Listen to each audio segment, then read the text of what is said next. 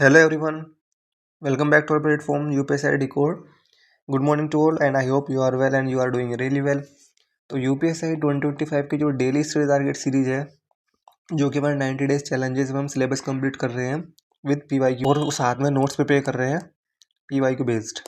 आज हमारा day 37 and I hope जो डे 36 तक के जो टारगेट्स है वो आप सबने कंप्लीट कर लिए होंगे। जैसा आप सब जानते हैं लास्ट 2 डेज के जो टारगेट्स थे वो हमने टेलीग्राम पर प्रोवाइड किए थे, टारगेट वीडियो नहीं आ पाई थी। तो जो भी लोग टेलीग्राम पे नहीं है हमारे वो टेलीग्राम चैनल जरूर ज्वाइन करें। जिस दिन वीडियो नहीं आएगी, टारगेट वीडियो नहीं आएगी तो आपको टेलीग्राम पे जो है डेली टारगेट मिल जाएंगे, तो ज़रूर ज्वाइन करें। ठीक है, अब सबका टारगेट मिस नहीं होगा। एंड जो भी आपका बैकलॉग है वो भी कंप्लीट करें, ज़्यादा बैकलॉग नहीं रखना है आपको। चलो मूव करते हैं आज के टारगेट पे। ये हमारा ऑफिशियल टेलीग्राम चैनल है @UPSI Decode। कोड को स्कैन करके भी ज्वाइन कर सकते हैं, लिंक से भी ज्वाइन कर सकते हैं, डायरेक्टली भी सर्च करेंगे @UPSI Decode तो भी कनेक्ट कर लेंगे। तो 90 डेज चैलेंज में हमारे पास बचे हैं 53 डेज, जो कि हमारा 90 डेज चैलेंज है। और आज हमारा डे 37 और डेट है हमारी 8 अक्टूबर 2025। पहला टारगेट हमारा मूल विधि का, जिसमें हमारा चल रहा है पर्यावरण संरक्षण अधिनियम, एनवायरमेंट प्रोटेक्शन एक्ट। इसकी जो धाराएं हैं, सेक्शंस हैं, वो आपको 5B से 30 तक करनी है। दूसरा टारगेट जो है साइमल्टेनियसली जो हम कवर कर रहे हैं BNS, भारतीय न्याय संहिता। और आपने अगर हमारा चैनल सब्सक्राइब नहीं किया है तो चैनल को सब्सक्राइब कर ले, बेल आइकन प्रेस कर लें ताकि आपको टाइमली नोटिफिकेशन मिल जाए अपकमिंग अपडेट्स के लिए और अपकमिंग वीडियोस के लिए। तो चैनल की प्ले लिस्ट में जाएंगे, वहाँ पे आपको दिखेगी BNS वाली प्ले लिस्ट। BNS वाली प्ले लिस्ट में आपको वीडियो नंबर 5 जो है वो कंप्लीट वॉच करनी है। आज इसको कंप्लीट कर लेना है। अगर आपने पहले वॉच की है तो इसको आज फिर से वॉच कर लेना, आपका रिविजन हो जाएगा। क्योंकि BNS ऐसा नहीं है आप एक बार देख के पढ़ के उसको रिकॉल कर पाओगे, तो आपको एटलीस्ट 2 से 3 बार इसको देखना ही पड़ेगा, तभी आपके लिए ये काम करेगा, तभी आप रिकॉल कर पाओगे। तो वीडियो नंबर 5 कंप्लीट कर लेनी है। मूव करते हैं नेक्स्ट सब्जेक्ट पे। नेक्स्ट सब्जेक्ट है हमारा हिंदी, और हिंदी ग्रामर में करेंगे आप वाक्य रचना में उपवाक्य और वाक्य शुद्धि, और साथ में करेंगे PYQ करेंगे यूपी पुलिस कांस्टेबल के और प्लस SI के। इसकी जो PYQ बेस्ड बुकलेट है वो ऑलरेडी हमारे टेलीग्राम चैनल पर अपलोडेड है। जब आप टेलीग्राम चैनल ज्वाइन करेंगे तो आपको जाना है फाइल वाले सेक्शन में, और फाइल वाले सेक्शन में आपको PDF मिल जाएगी हिंदी की PYQ की, तो वहाँ से आप प्रैक्टिस कर सकते हैं डाउनलोड करके इजीली। वोकेबलरी में करेंगे आप मुहावरे और लोकोक्तियाँ। इसका जो सेकंड PDF है वो प्रोवाइड कर दी जाएगी टेलीग्राम पे, तो वहाँ से आप डाउनलोड करके इजीली कर सकते हैं। उसके बाद ये फेमस जो उपन्यास हैं उनकी ये PDF है, ये आपको लेक्चर के बाद पूरी PDF हमारे टेलीग्राम चैनल पर अपलोड हो जाएगी, तो वहाँ से इसको रिवाइज कर लेना एक बार। ये इंपॉर्टेंट है सारे जितने भी हैं, तो उनको ज़रूर रिवाइज करें एक बार, क्योंकि ये काफ़ी PYQ जो एग्ज़ाम हुए हैं ना जिसमें हिंदी आती है उसमें काफ़ी पूछे गए हैं रिपीटेडली, तो इम्पोर्टेंट है। बात करते हैं संविधान की। पॉलिटी में जो आपको आज टारगेट कंप्लीट करना है, संविधान के जो पार्ट्स हैं, भाग हैं, वो आपको सारे याद करने हैं। इसी वीडियो में आपको वीडियो मिल जाएगी लास्ट में, तो वीडियो वॉच कर लेना, इनको राइट डाउन कर लेना। अगर आपके पास ऑलरेडी राइट डाउन है तो जस्ट उनको वीडियो को देख के उसको रिवाइज कर लेना एक बार। यूपी GK में यूपी के अब तक के विधानसभा अध्यक्ष, इसकी PDF आपको हमारे टेलीग्राम चैनल में मिल जाएगी, तो वहाँ से डाउनलोड करके ईजिली कर लेना। स्ट्रैटेजी जी में देगा आप सेंसेक्स 2011, इसकी भी जो वीडियो हमारे टेलीग्राम पे ऑलरेडी अपलोडेड है। फिर जब आप चैनल सब्सक्राइब करने के बाद वीडियो वाले सेक्शन में जाएंगे तो वहाँ पे आपको मिल जाएगी ये सेंसेक्स वाली 2021 वाली वीडियो, इसको कंप्लीट वॉच कर लेना। इसमें सारे जो फैक्ट्स हैं ना हमारे एग्जाम के लिए वो सारे कवर किए गए हैं, तो इसको वीडियो को वॉच कर लेना। हो सके तो इसको जो फैक्ट्स हैं उसको राइट डाउन कर लेना वीडियो जब वॉच करो आप, तो ज़्यादा बेटर रहेगा, आपके लिए बेनिफिशियल रहेगा।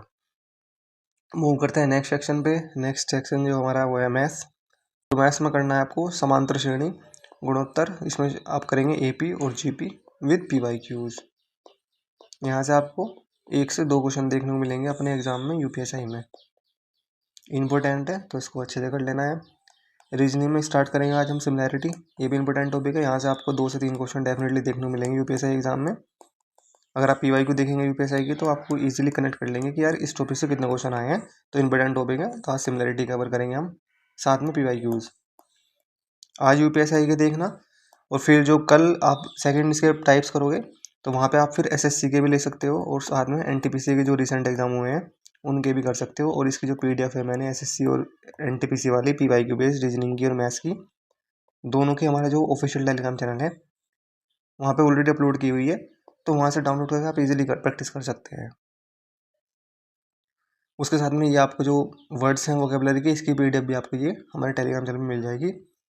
तो टेलीग्राम चैनल जरूर ज्वाइन करें, वहाँ पे आपको PDF मिल जाएगी और साथ में जो भी आज के टारगेट्स हैं इनकी PDF भी वहाँ पे अपलोड कर दी जाएगी लेक्चर के बाद। तो ये हमारा टारगेट है आज के। एंड वीडियो को लाइक शेयर कर देना। अगर आपकी कुछ क्वेरी है तो आप कमेंट बॉक्स में लिख सकते हैं, या आपका कोई सजेशन है तो भी आप कमेंट बॉक्स में लिख सकते हैं। And thank you so much for watching, keep supporting us. Like share जरूर करें, सब्सक्राइब कर ले चैनल को अगर आप नहीं हैं हमारे चैनल पे। अगर आपकी कुछ क्वेरी है या सजेशन है तो वो भी कमेंट बॉक्स में लिख सकते हैं। Thank you so much, keep supporting us. Like share subscribe. जय हिंद जय भारत। मिलते हैं नेक्स्ट वीडियो में नेक्स्ट अपडेट के साथ। नमस्कार। आज हम भारत के संविधान हमारे कॉन्स्टिट्यूशन पर एक गहरी नजर डालने वाले हैं। नमस्कार। जी हाँ, संविधान जो हमारे देश की नींव है। बिल्कुल। और इसमें 25 भाग हैं, 25 पार्ट्स। ये तो बहुत सारे हैं। इन्हें याद रखना तो मतलब आसान नहीं लगता। हाँ, 25 भाग अपने आप में काफी विस्तृत हैं, लेकिन अच्छी बात यह है कि इन्हें याद रखने का एक दिलचस्प तरीका है। एक निमोनिक है। निमोनिक। अच्छा, क्या है वो? वो है इंडियाज फ्यूचर। यह 12 अक्षर हमें संविधान के मुख्य हिस्सों की एक तस्वीर देते हैं। India's future. अरे वाह, ये तो काफी कैची है। चलिए फिर इसी सूत्र को पकड़कर आगे बढ़ते हैं। तो पहला अक्षर है आई। बताइए ये आई किसके लिए है? पहला आई है इंडियाज आइडेंटिटी के लिए, मतलब भारत की पहचान। पहचान। कैसे? इसमें आते हैं संविधान के पहले 2 भाग।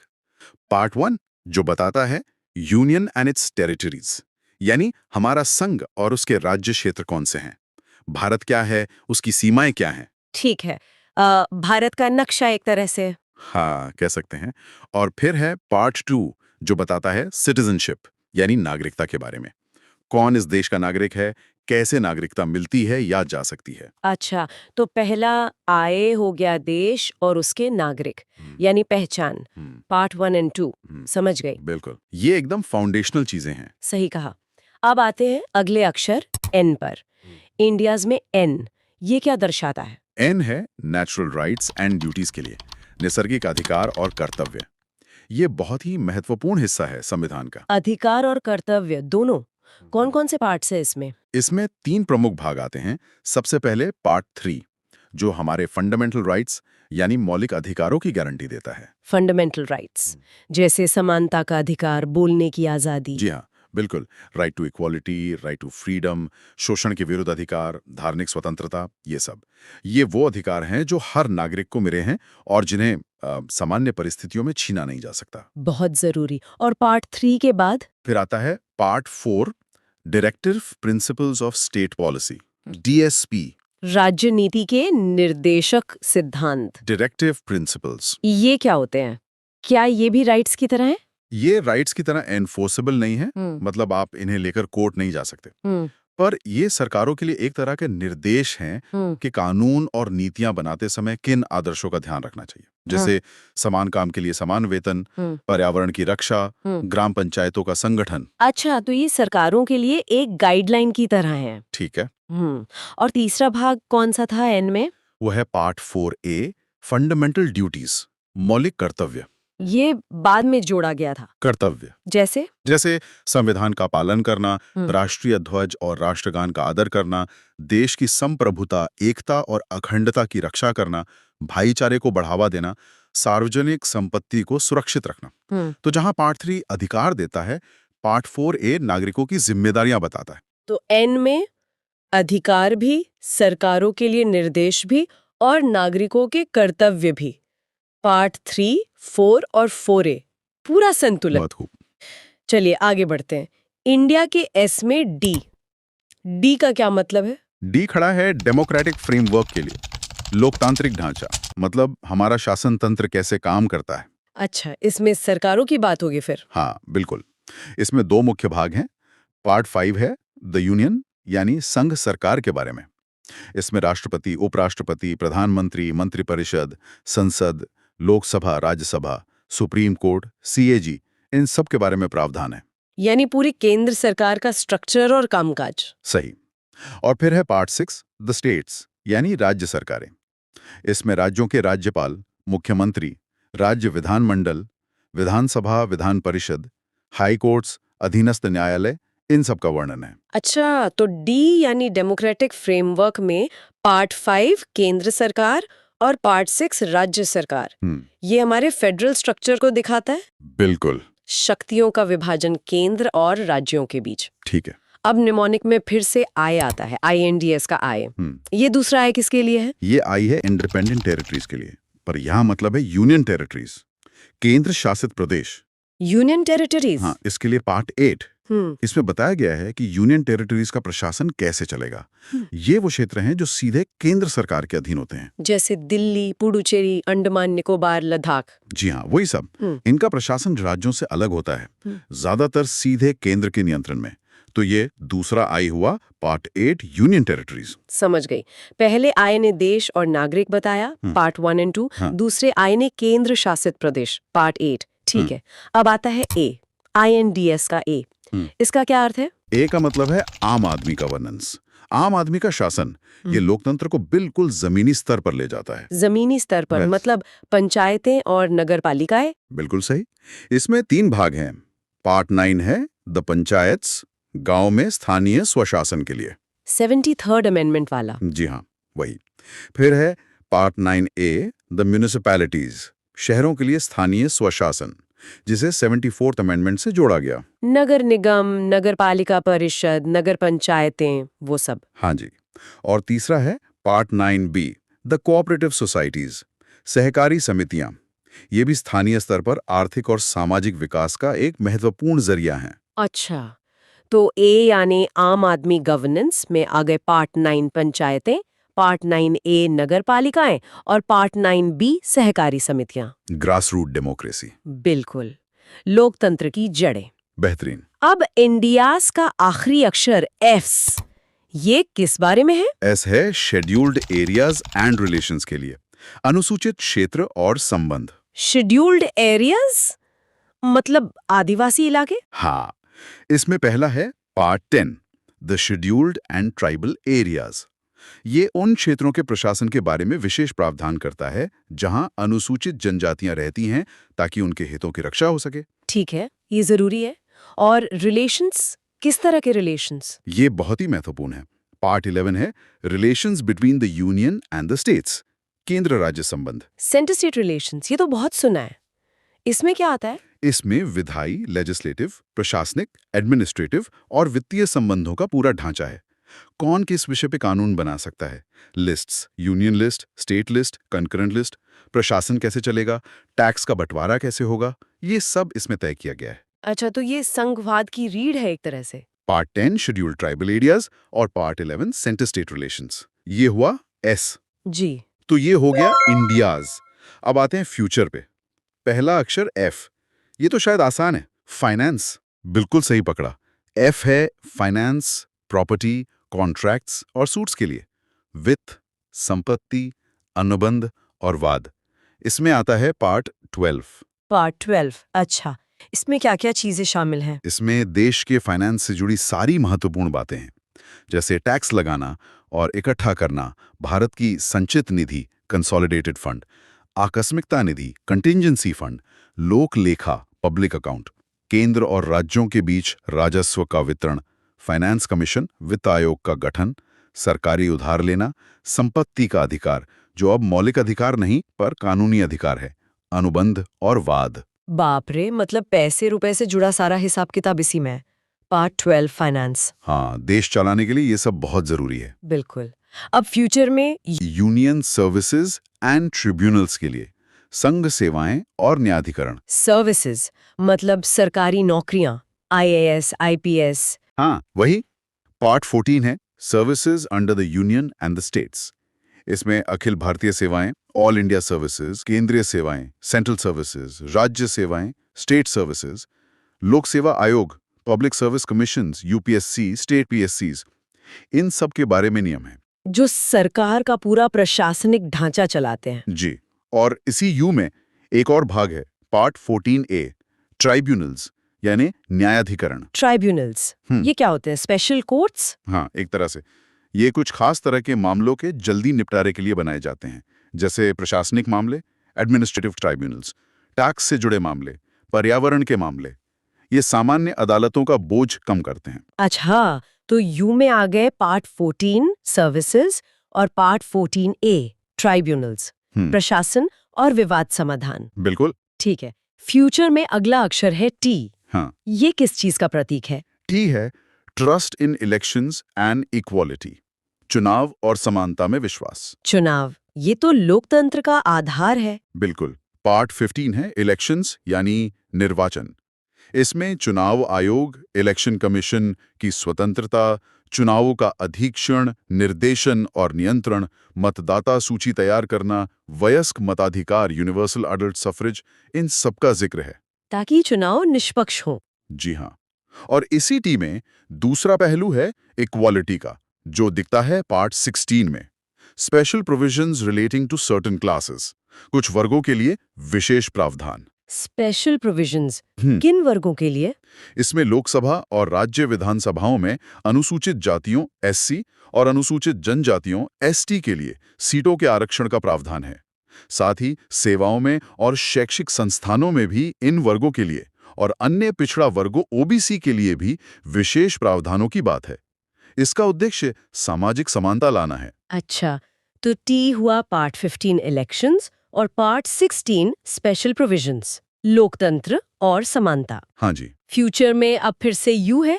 ये दूसरा यू क्या कहता है? ये यू है unity in emergency and language के लिए, आपातकाल और भाषा में एकता। इमरजेंसी और लैंग्वेज, ये कैसे जुड़े हैं? देखिए, पार्ट 17 है ऑफिशियल लैंग्वेज यानी राजभाषा के बारे में।